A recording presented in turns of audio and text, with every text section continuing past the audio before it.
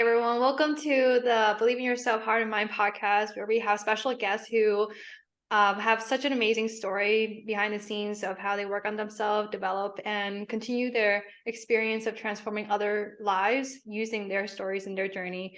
So my special guest for today is Michelle, and she will tell a little bit about herself, but just to quickly help you understand is that she has such an incredible story. She's working and coaching many women right now on menopause, and I'm excited to dive right in. So Michelle, if you can share a little bit more about yourself, and then tell us why you started this journey of working with women in menopause. Absolutely. Thank you so much, first off, and for having me. I love the work you do with being able to be a channel for other people to share their stories and to spread them across the world. So super grateful and blessed to be with you here today and experience your gifts. I hope something fell. I hope it's all good. So I am a sister. I'm a friend. I am a daughter, I'm an aunt, I'm a coach, I'm a snowboarder, I'm a movement enthusiast. There's so many things I can, so many words I can use to try and identify myself. I try and not put myself in a bubble of, I'm a registered kinesiologist, because I believe there's so much more to being a human, right? In terms of why I started the work that I do, let me actually backtrack. So I work mainly with women, as you said, and I work from any ages from 25 up to 75, at least online. And my goal is to make women feel stronger in their bodies, more confident, and live a pain-free lifestyle so that they can get more out of life. And you asked me why I do the work that I do. And I want to start off by telling a story. And this actually happened yesterday in a one-on-one coaching call. So one of my clients, she's about 32. And we actually took a pause on her movement programming, so just nursing an injury. And there were some other things that she wanted to chat about during the call. And she opened up about some of her struggles around body image. She said in grade 7, she received unwelcoming comments about her hips and her thighs, and it really stuck to her. And we were making connections to being active and how it impacts her body image. And this was such a pivotal conversation because she said that much of the activity is related to potentially changing how our body looks, right? And as women, we have to be very careful with how much worth we put into our body image, because once we make our self-worth contingent on, again, our physical appearance, how we look, how we are perceived by others, that could be very detrimental in the long run, because we could be chasing something that isn't as fulfilling as it can be. So through this conversation, I found out this was the first time she opened up about that encounter when she was in grade 7. So this was it was super courageous on her part to open up about this, and then for her to allow me to coach her through this idea that we are so much more than our bodies. We are deserving of love. We are worthy.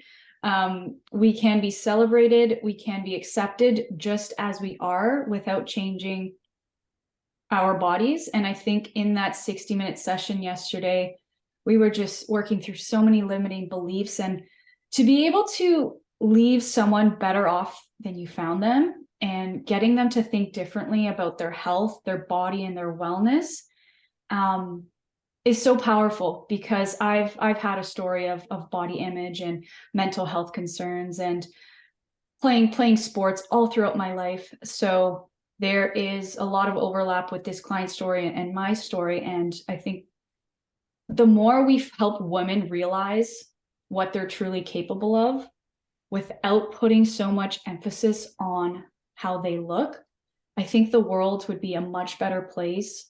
Women would be so much more happy and satisfied with their bodies and continue to do great work in the world during our time here. So I started this work because I believe women struggle to see their potential because I struggled with that too. And I think we're all working towards potential, and to be able to help women just give them a different lens on things. I mean, I really go to bed happy about what I do.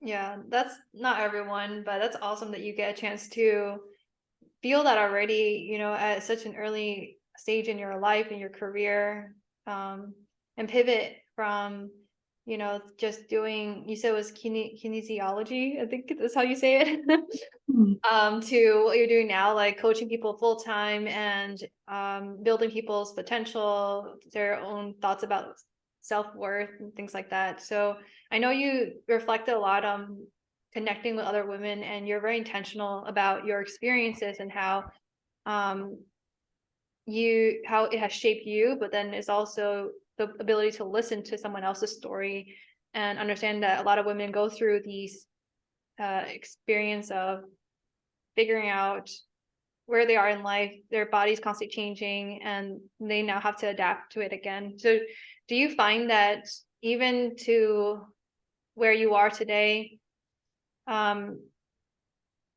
you are constantly looking at your body image and identifying with it, or are you content with what it looks like and how you are doing? I appreciate that question. And I think as women, we're always going to want to stare at our bodies in the mirror and pick out, what we don't like about it. And I struggle with that. Like, I'm very much human. I feel like I'm at a point in my life where I don't identify with my body looking a certain way. And I want to also normalize, like, it's okay not to like your body, right? I think there's a lot of shame with having just unhelpful thoughts about our body. And I think it's important to validate that, because that's a feeling that is true to you. So I think it's important to be authentic to that.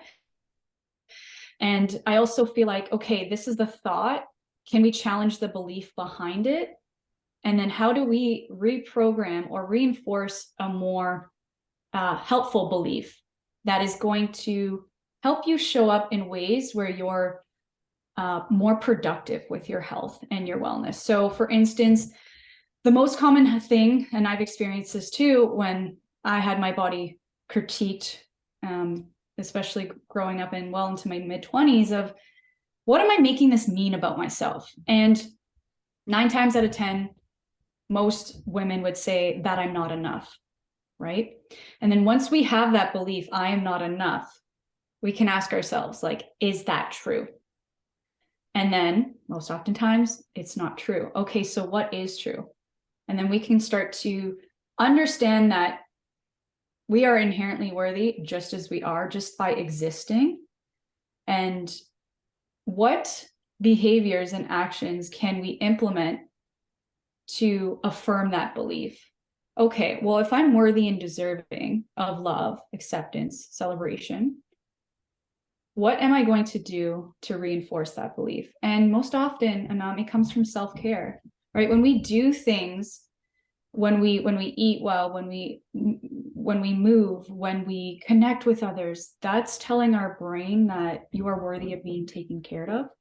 And it continues to enforce the belief that we are enough, just as we are.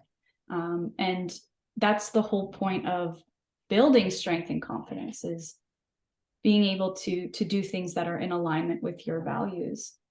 So going back to your question, have I overcome that? I mean, I have days where, of course, I don't want to, or not don't want to. I might not be the kindest to my body. I feel like I'm at a point where I know how to coach myself through that, which is why I am so dedicated to helping women have more friendly interactions with the mirror. So yeah, I hope that answers your question.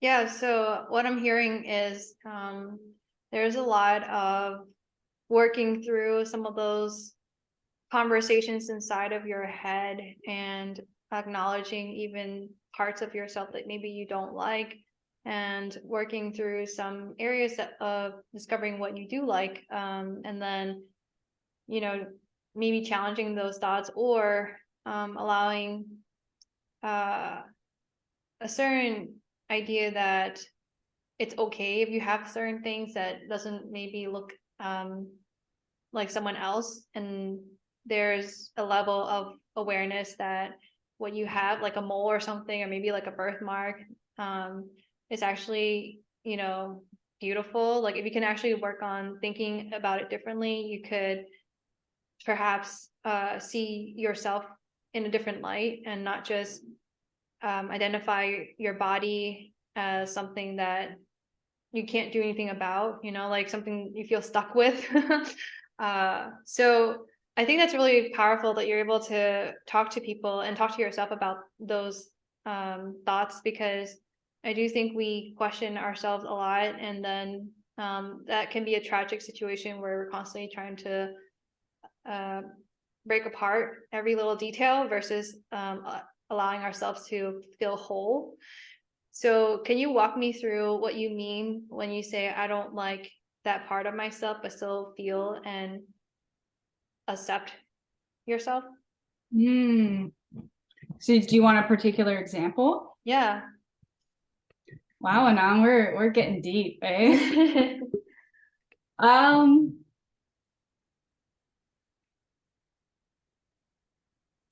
I don't know if it's that I don't like parts of my body.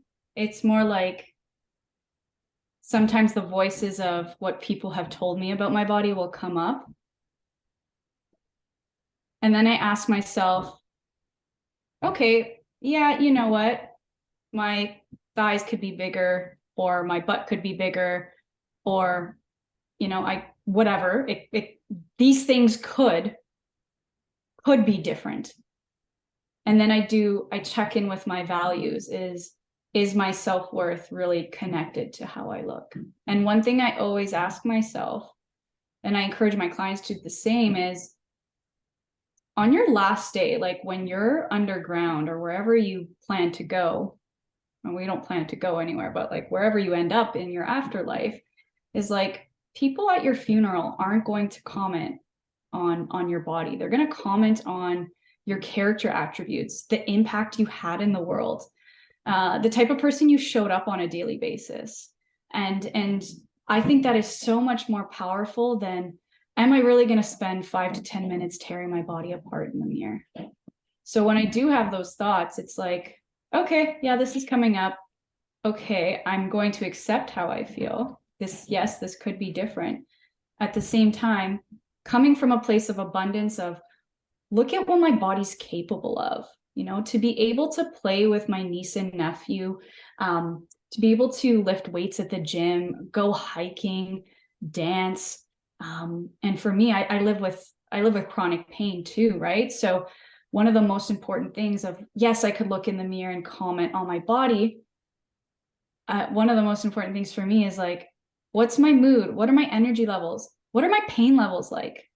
Because living with sciatica, it can vary day to day, and it could be triggered by different things like prolonged sitting. So I think what every woman can benefit from is a values check, understanding like what's truly important to you. For me, most important things are my relationships, my health, and the impact I'm able to make in the world. So are the thoughts, behaviors, and whatnot, beliefs that I have are they in alignment with those values? If not, I have to have a change of thinking or believing so that I can do things differently.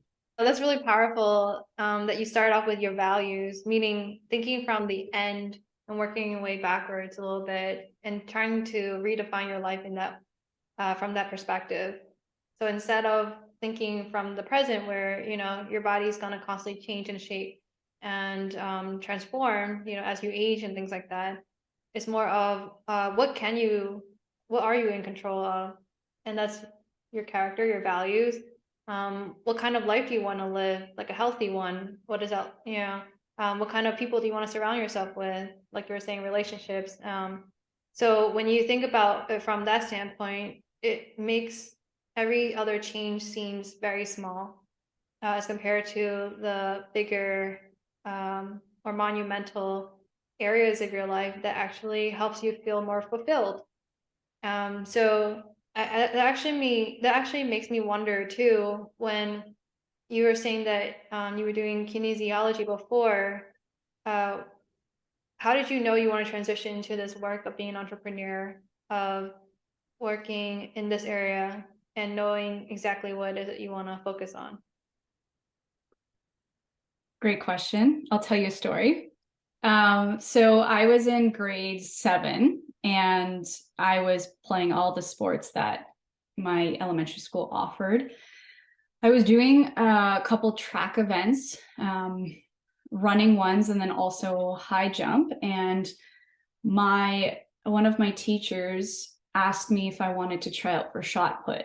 And shot put, I don't know if you know the sports, with the ball, you spin around and you throw it as far as you can. I'm just like, that's not for me. Like, my body is not built for that. I'm a runner. I was just telling myself these stories, and my teacher really encouraged me. So I gave it a shot. I really did it for her because I just wanted to follow through on like something that she asked me, or like really encouraged me to do. Again, I'm always kind of chasing what my potential is. And I ended up qualifying in my grade. And then I was like, I don't know how that happens. Like, I've never played shot put. And there were like 100% what I thought like stronger girls that were trying out. So I was like, you know what? I need to get stronger. I need to figure this out because I don't want to go to this meet and have my butt kicked. So my dad had weights in the basement, and I was doing like shoulder presses, lateral raises. I even got the dumbbell and like spun around and like pretend to throw it. I didn't actually throw it because I was just trying to mimic the sport. And I'm like, damn, I feel good. I'm like, I feel so powerful. I feel strong, and I feel more confident to be able to show up and perform because I was doing things that were going to help me perform well and give me just kind of more confidence in my capability. And then I just continuously went downstairs into my basement and started doing lower body work. And then I felt so strong.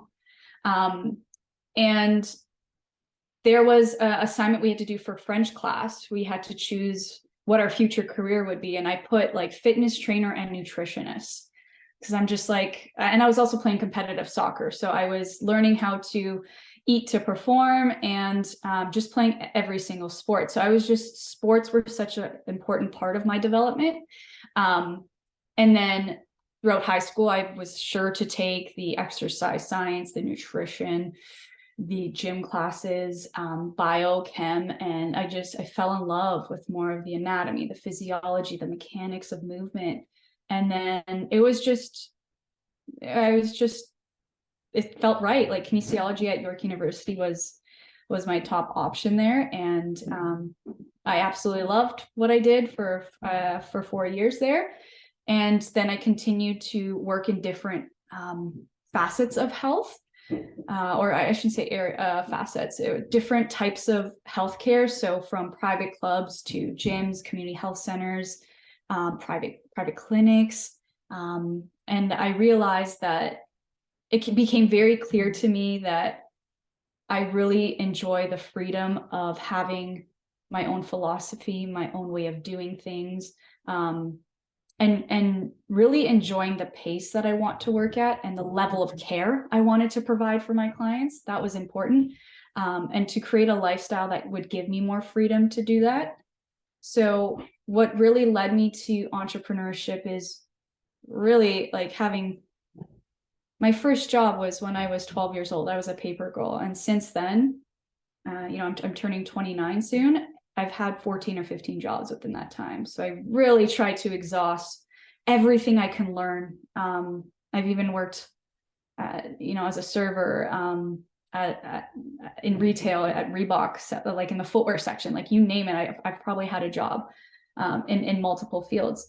And then I realized that entrepreneurship, just the independence and freedom, That's what really stood out to me, and making an impact in ways that were aligned with my values and the mission I'm on to help more women.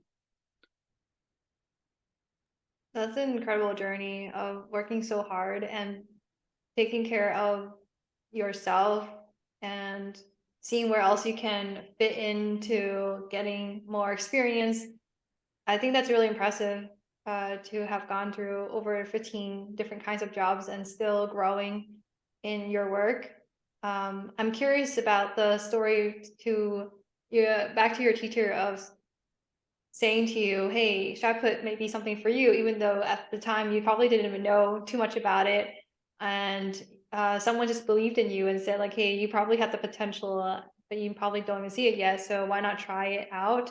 And then now you're constantly evolving in terms of your career space and um, in this work of being an entrepreneur. That also requires having certain stamina and belief in yourself. How do you continue to believe in yourself despite all the other challenges, the nuance of people saying maybe you can't do this, or think about your health or whatever the case may be? Like, how do you continue down this journey of being an entrepreneur? And I really appreciate that question. Thank you. Because I think self-belief is what all entrepreneurs and even every human in general is going to experience. I'm going to send the biggest thank you and shout out to my business coach, Gavin McHale. He has believed in me since day one, and I've been working with him for almost 2 years now. He has helped me draw out my own self-belief. And being able to lean on him when I didn't believe in myself, I think is so powerful because, and this is why I believe in coaching and why I'm a coach, because it's this journey, whether it be business, health, relationships, is so much more fulfilling and easier. Like, it's when you have someone there to guide you every step of the way that has your best interest at heart and knows that you are destined for success and whatever that means for you. So I believe in leveraging all the resources you can. Business coach was one of them. A therapist I've worked with, energy healer I continue to work with. My own health when it comes to working with an osteopath or another a fitness coach or kinesiologist. Like, it's about leveraging all the resources you can so that you feel absolutely unstoppable when it comes to the belief in yourself, and to know that it's okay to have moments that it's like, I have so much self-doubt, like imposter syndrome's coming out. It's like, okay, this is happening again. And when it does, you're just able to move through it with ease. So I would say self-belief has been a journey for me, and will continue to be. And I believe in working with people who are experts in their field and are multiple steps ahead of you, and just being coachable and being able to learn from them has been very helpful. That's really great, and amazing shout out to your coach as well. So, I, as you were talking, I was thinking about like all these different emotions that are probably coming across in how you're thinking, wow, my transformation from day one all the way to where I am today, to actually not necessarily leaning on someone, but almost now saying I'm leaning on myself because I see what I've done so far and I've grown so much and now I can pour it into other people. So thinking about emotions, and I'm sure you've gone through like feeling frustrated to feeling angry to, being really upset and wanting to cry and all these different things. Um, how do you kind of work through all the, you know, those feelings and then still come out being positive and not like jaded? Oh, now you're an awesome interviewer. Can I like snap? You ask really good questions. Um, okay, so I think a huge part is the practices and routines that you put in place for yourself. So for me, I'm a big meditator. I love journaling. It allows me to have a conversation with myself and untangle whatever's in here onto paper. And when I'm able to understand myself more, I think what happens is the solution becomes more clear. And then the next step, again, comes with ease, right? So I think it's important to have certain practices in place and then also leveraging your support network. Like I would not be where I am today if I didn't have, certain people in my life that I was able to lean on or celebrate my wins with, or like share my struggles. Like I think there's so much power in human connection. So I think finding ways that work for you to move through emotions. Speaking of moving through emotions, like movement is a very important channel for me. If I walk, if I run, rollerblade, lift, the physical release helps me process certain things. So I think it's this journey of introspection, understanding who you are, what helps you move through things, and I think really slowing down to understand more of that is so helpful, which a lot of people struggle with because we're always on the go, and we think it takes so much time, when really, if you invest more time and energy to do it now, like things are just so much more smooth and easy as you carry on. So finding spaces where you can validate your emotions, you can sit with them, you can process them, and you can move forward in a way that, again, is in alignment with your values. Yeah, and you talked a lot about movement here, and I'm sure that a lot of people can agree that it's better to go and do something, even especially maybe if you're feeling emotionally overwhelmed, or like you're just not okay. Just some kind of stepping away from the situation can give you a bit of a relief and break. And you also brought up before regarding like having experienced pain on a regular basis.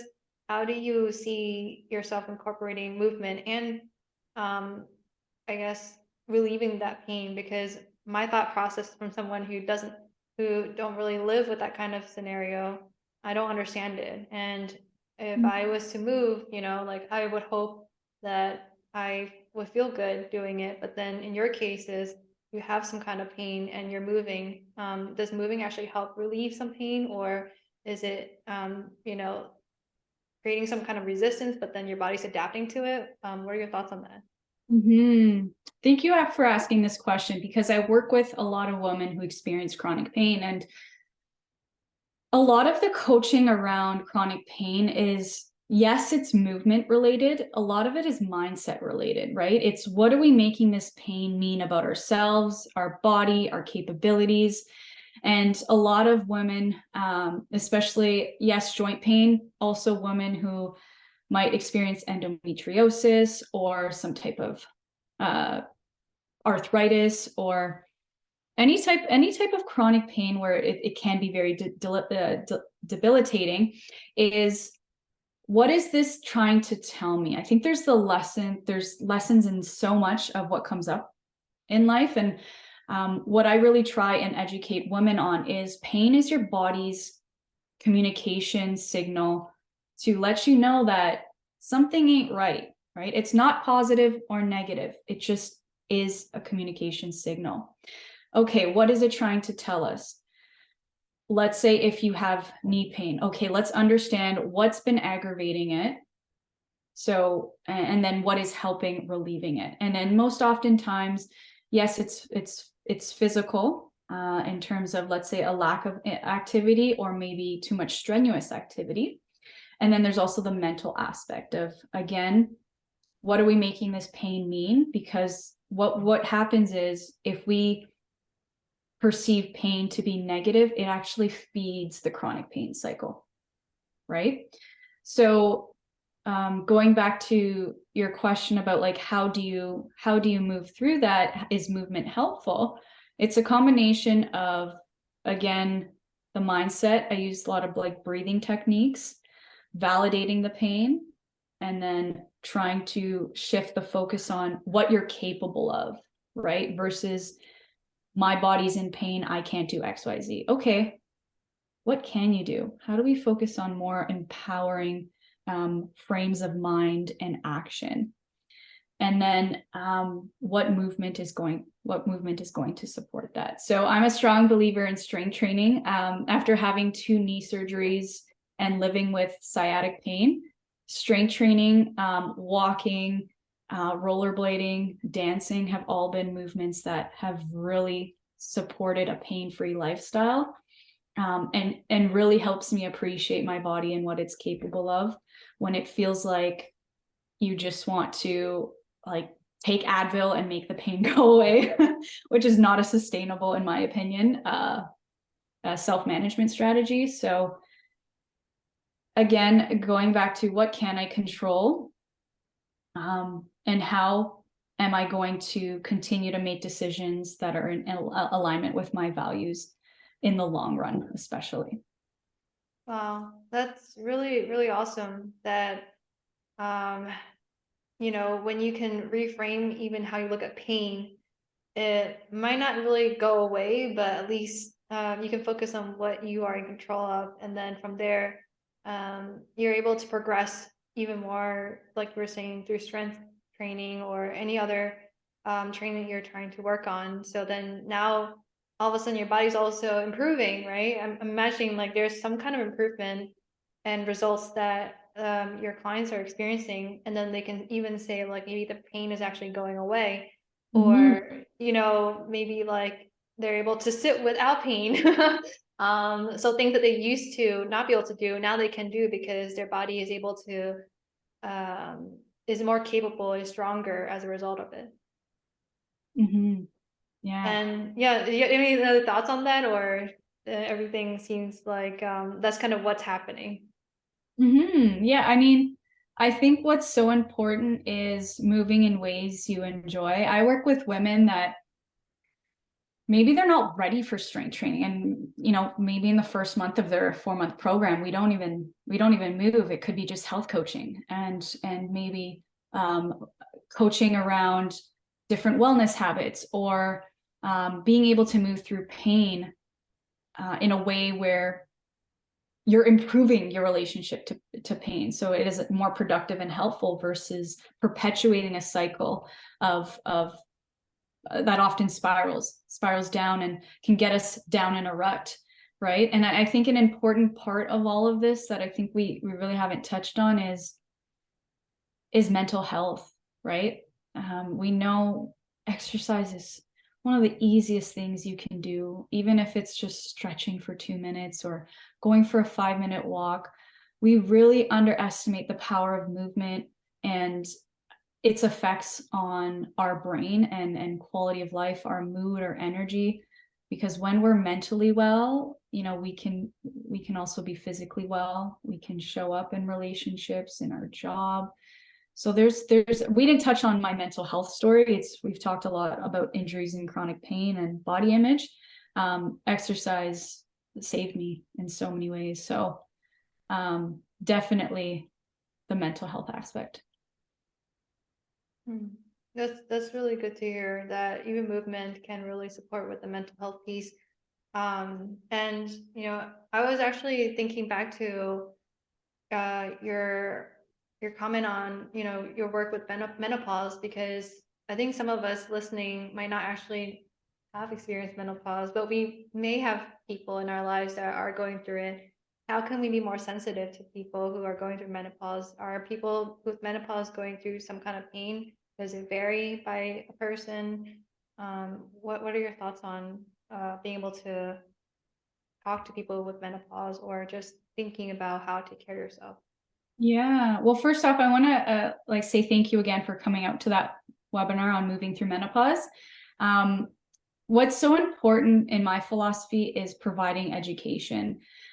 A lot of women are either underinformed or misinformed when it comes to how to live well through menopause.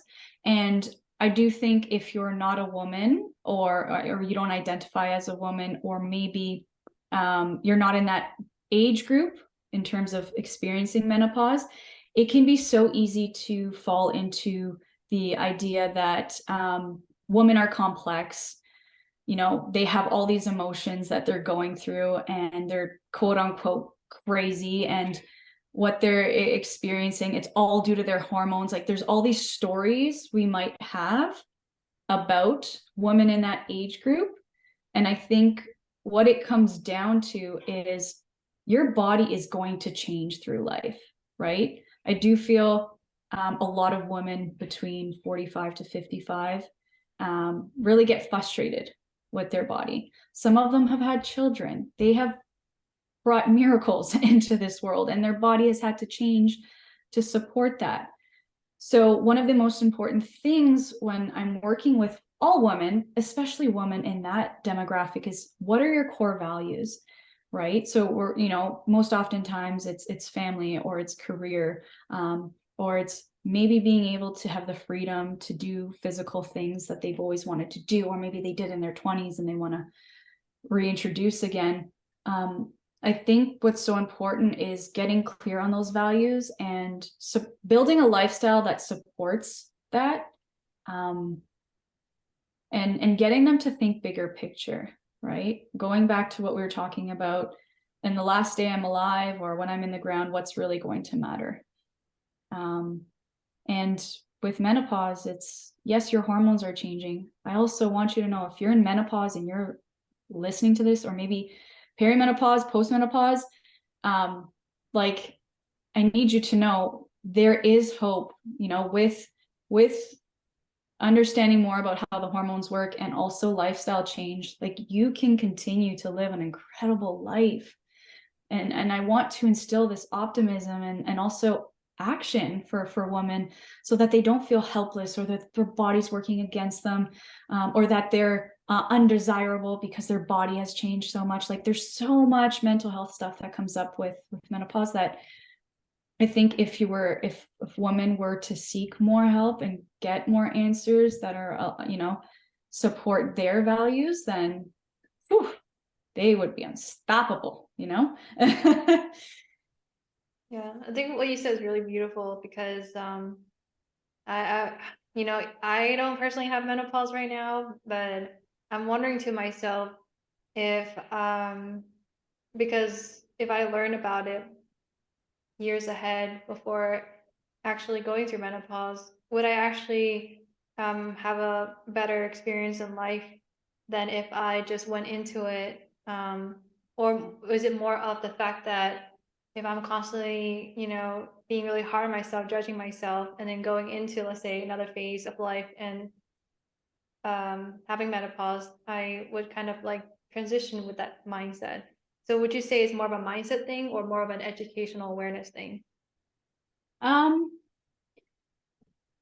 I believe in the power of multiple avenues. I never think it's, you know, this is the best way, the only way. There's always layers. And I do think it's taking an approach that resonates with the client. Sometimes someone might hear something on this podcast and it'll click, right? And, you know, it may be an awareness of a thought, or maybe there was an offer of a mindset change. That's why coaching is so powerful, because you can hear things that perhaps you haven't been ready to hear for a long time, or maybe you're open to receiving now. So it's definitely, I would say, a combination of both. Oh, that's really great. Yeah, I definitely see that being making a lot of sense, actually, when you were saying things like movement, adding more better thoughts into your head, thinking about your values. So it's like a being a holistic person. I would love to know more about just what are your thoughts on who or what inspires you? Who or what inspires me?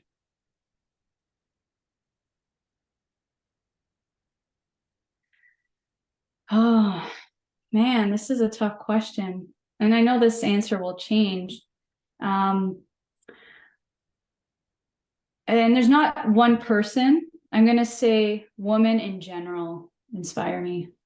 Like, women are capable of so much in terms of like their drive, their ambition, their nurturing, loving selves, being able to bear a child and give birth, and to just be such a solid, important core piece of a family unit.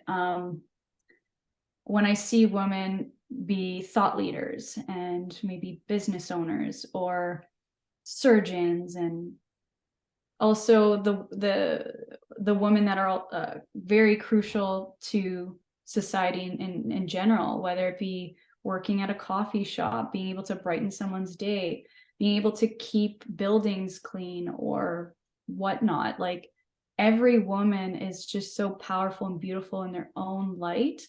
And whenever I interact with anyone, I'm going to say, and then also women, I don't know, I feel like something inside me lights up. And I think that's why I'm so destined and focused on supporting women, because we have so much potential, and I want women to be able to unlock that for themselves so that they can really experience it and get more out of life as a result. So thank you, ladies out there, for being you, and doing great things for yourself and the world.